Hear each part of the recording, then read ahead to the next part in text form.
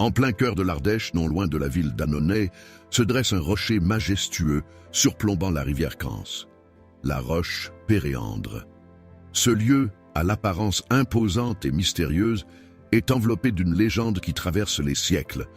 Une histoire où l'avidité, le destin et la tragédie s'entrelacent d'une manière saisissante. Tout commence au XVIIIe siècle, à une époque où les récits de trésors cachés faisaient vibrer les esprits des plus téméraires. Parmi eux, un pêcheur du nom d'André, homme simple mais obstiné, était convaincu qu'un trésor inestimable reposait sous la roche Péréandre. Des rumeurs circulaient dans les environs, prétendant qu'un ancien butin y aurait été dissimulé, peut-être par des brigands, peut-être par quelques seigneurs désireux de cacher ses richesses en des temps troublés.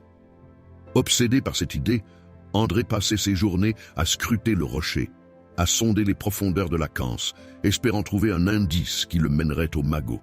Un jour, poussé par l'excitation et son insatiable curiosité, il décida d'agir. Muni d'une simple torche et de son courage, il se laissa glisser sous l'eau, déterminé à explorer les moindres recoins de la roche. Ses doigts effleurèrent la pierre glissante, ses yeux s'habituèrent à l'obscurité aquatique jusqu'à ce qu'il distingue l'entrée d'une cavité.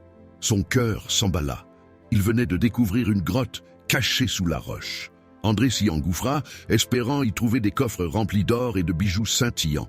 Mais la grotte n'abritait qu'un silence pesant et des ombres inquiétantes dansant à la lueur de sa torche. Alors qu'il s'apprêtait à ressortir, un grondement sourd résonna tout autour de lui. La Cance, gonflée par des pluies récentes en amont, montait soudainement et avec une rapidité effrayante. Avant qu'il ne puisse réagir, l'eau s'engouffra dans la grotte, bloquant toute issue. Pris au piège, André réalisa avec horreur qu'il venait de se condamner lui-même à une lente agonie. Les jours passèrent. À Annonay, son absence inquiétait. Il n'était jamais resté aussi longtemps sans donner signe de vie. Ses proches, résignés, durent se rendre à l'évidence. André avait disparu, probablement englouti par les eaux tumultueuses de la Cance. Une messe funèbre fut organisée en son honneur, rassemblant famille et amis pour lui rendre un dernier hommage. Mais le destin, parfois, aime jouer avec les certitudes humaines. Car, contre toute attente, André n'était pas mort. Après 3 jours enfermé dans la grotte, l'eau s'était enfin retirée, lui offrant une échappatoire. Affaibli, tremblant, mais en vie, il émergea de la rivière, titubant jusqu'à Annonay, sans se douter du choc qu'il allait provoquer.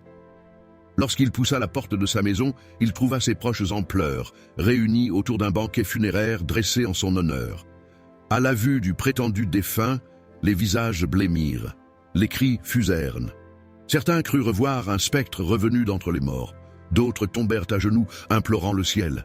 Mais la stupeur laissa bientôt place à une explosion de joie et d'émotion.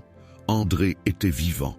Son retour fut célébré comme un miracle, et pour marquer l'événement, on lui servit un repas digne d'un roi.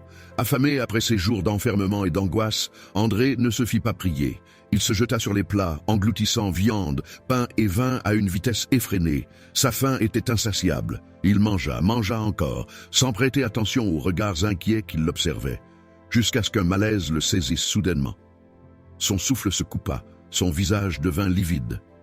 André s'effondra sur la table. Il venait de succomber, non pas aux eaux traîtresses de la Cance, mais à un excès de nourriture, puni par sa propre voracité. Ainsi se termina la légende tragique du pêcheur André. En souvenir de cette histoire, le majestueux rocher dominant la Cance fut baptisé Roche Péréandre, une déformation de la roche où périt André. Certains affirment encore aujourd'hui que, par certaines nuits de brume, on peut entendre le murmure du pêcheur résonner entre les parois du rocher, comme une mise en garde contre l'avidité et les illusions du destin.